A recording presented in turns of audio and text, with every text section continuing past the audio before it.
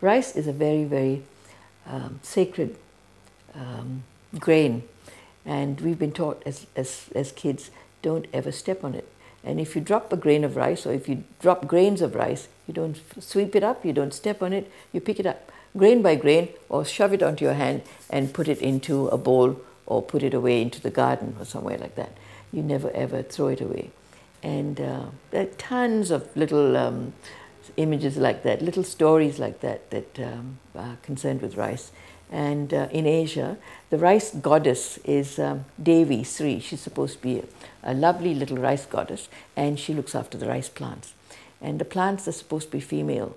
And when the women who cut the grain, they have a tiny little knife that they call kuku kambing, which is like a little the goat's claw. And it goes just sideways that way, and they cut the grain so that the rice goddess doesn't know that the grain is being cut, and they just cut quickly and then put it, and then they thresh it, of course. But a few of the grains, or the few of the grains on one of those sheaves, are put into a little container or a little napkin and wrapped up and put away for the next year. And in other words, that's the grain that you're going to start off the next year with growing again, when the next harvest is coming. Some of that grain from the last year will go in. In other words, the spirit of the rice goddess will be there.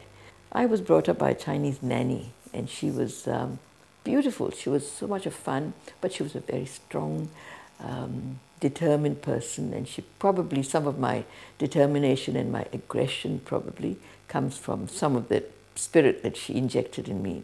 Because from a child, she would tell me I had a responsibility for being on this earth.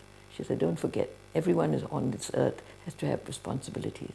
And if you're on earth, you're responsible for many things. And I'd say, what am I responsible for? She said, for the things around you, for the grain that grows, for the people that are around you, and for the family that you have. Even for standing on this earth, you've got to be responsible for that soil when you're standing there.